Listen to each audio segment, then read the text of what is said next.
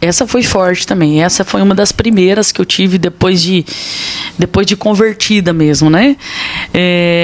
Estava eu, o bispo Ramon e a pastora Eliane. Eu falo do nome para vocês entenderem que é fato mesmo. Tinha um casal que morava ali no Country, que eles trabalhavam no consulado.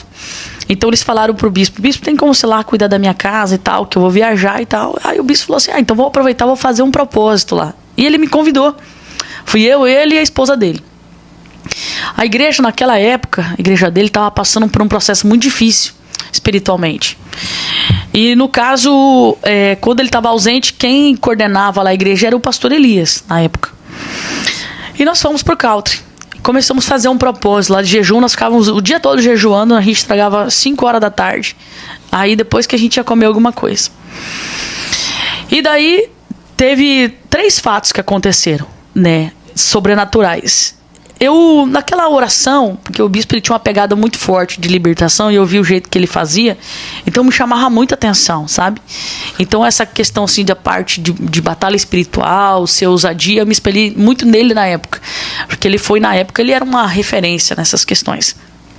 E daí ele terminou o jejum, ele falou assim, filha, eu vou lá tomar um banho, aí depois você vai também tomar um banho e tal. Aí eu falei, beleza, bispo, então tá.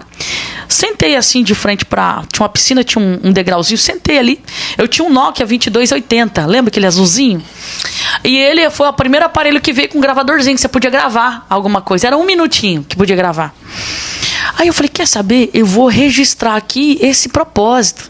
Porque o Elias tinha ligado para ele e falou assim, bispo, continua aí na oração, porque o culto foi tão tremendo que não teve nem palavra. Tanto poder de Deus. E a gente ficou muito feliz com aquilo. Então eu pego o Nokiazinho e tô aqui gravando ali de frente pra piscina, né? A casinha era muito boa, por sinal. Tô aqui, falei assim, gente, hoje é dia tal, nosso tanto dia de propósito. E o pastor Elias já ligou dizendo que a igreja tá uma benção, não sei o quê. Rapaz, de repente, na minha frente, tinha um sapo assim, porque lá é normal ter sapo lá no Country, né? Tinha um sapo assim e tal, e eu não tenho medo de sapo, tava ali, de repente aquele sapo, diante de Deus, ele fez assim, rapaz, eu olhei para aquele sapo, eu não acreditei. Sabe quando você olha assim? Aí eu olhei assim, ele fez, pela segunda vez, eu vi o som da boca saindo daquele sapo. Ele deu outra gargalhada. Rapaz, eu dei um salto tão grande. Saí correndo, até perdi o celular lá. Fui lá e chamei o bispo. Falei, bispo do céu. Contei pra ele. Quando ele chegou lá, o sapo já não tava mais lá. Aí o bispo falou assim, nós estamos em guerra. Começou a ungir tudo lá e pá. Aí tá. Eu falei, bispo, cara, eu falei assim, é coisa terrível. Na casa desse irmão, do irmão Benê, lembra dele? Irmão Benê? Esse não. Ele tinha trazido de navio uma TV dos Estados Unidos, aquelas TV quadradona, grandona, assim, elas eram bem grandona, embaixo tinha o som. Na época era a última geração.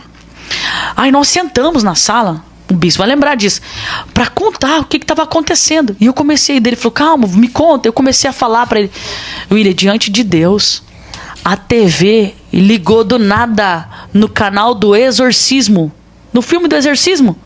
Tava passando o filme do Exorcismo num canal lá. Na hora que aquela menina tá andando assim, rapaz, mas a gente levou um susto. Um susto. O bispo, eu lembro como se fosse que ele pegou o controle e fazia assim, ó, pra querer desligar. Isso, detalhe, o irmão Benê vai lembrar disso. A TV desligou e pum, pegou fogo. Queimou. Caramba. A TV dele. Estragou a TV. Aí eu falei assim, bispo do céu, vamos orar. Aí oramos tudo e tal. Eu falei, Deus, o que é isso? E eu esqueci que eu te falei para Deus que eu queria ter experiências sobrenaturais. E tudo comigo acontecendo isso. A gente foi dormir. Quando a gente foi dormir, eu peguei, tomei um banho, desci. Quando eu tô descendo a escada, eu senti como se fosse... Sabe quando pega um ossinho de galinha, você faz assim, tuc, sabe aquele barulhinho? Tuc, no meu pé. E eu senti uma dor. Eu falei, mas como assim? Sabe, andando normal. Aí eu desci, terminei de descer a escada. Quando eu olhei meu pé já estava desse tamanho. Eu falei, bispo, acho que eu quebrei o pé. Ele falou, mas não pode? Eu falei, bispo, eu tava descendo, não torci. Eu escutei um barulho, tuc, e eu acho que eu quebrei meu pé. Ele ficou desesperado. Falei, mas não pode, vamos orar que, meu Deus, a sua mãe vai me matar. Ele chamava a pastora de mãe. Mãe, a mãe dela vai me matar, meu Deus do céu, a gente pegou a menina de um jeito, vamos entregar do outro. Daí a bispa falou, eu falei pra você que ela era muito nova pra entrar nessas batalhas. E tal, e uma dor da morte. Jantamos tudo, mancando, eu deitei na cama. Deitei assim na cama com aquela dor. De repente eu escutei assim, que no banheiro, a porta do banheiro fez... abriu. Tinha 2 camas de solteiro depois da minha. Eu vi quando alguém sentou numa cama, desceu, sentou na outra cama, desceu. Quando veio, eu senti como se fosse alguma coisa perto de mim. Eu falei, Senhor, tenha misericórdia da minha vida, Pai. Manda embora esse demônio. Aí eu tava virada pra porta. Eu vi. Quando ele passou pela porta, detalhe, ele abriu a porta. Era um homem de capa preta. Ele abriu a porta, saiu e desceu sentido a cozinha. E eu ouvia barulho das panelas. Sabe quando mexe nas panelas? Mexe assim. E o bispo ouviu e achou que era eu lá com fome, comendo de novo. Aí quando aconteceu aquilo, eu dobrei meu joelho na hora. E eu falei assim, Deus, eu pedi experiências sobrenaturais. Eu pedi para Deus abrir a minha visão. Eu queria ver. Eu queria ter experiência. Eu falei, eu já entendi o propósito. Agora tira essa dor insuportável do meu pé que eu não aguento mais. E deitei e apaguei. No outro dia o meu pé estava perfeito, sem dor, sem inchaço, sem nada.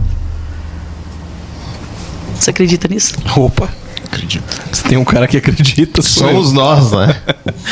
Então vamos lá. Eu quero deixar uma palavra para você. Que talvez ouvindo tudo isso aqui, você tenha falado ao seu coração, eu também preciso de uma libertação.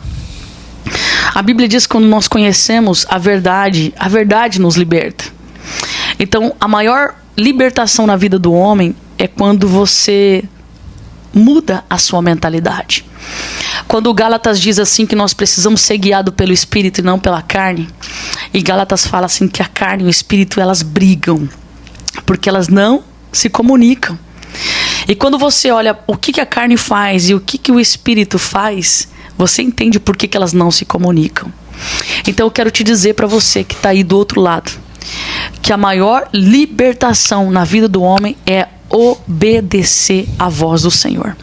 Você precisa obedecer à voz de Deus. Quer ser liberto? Muda a sua mentalidade e muda os seus comportamentos. Porque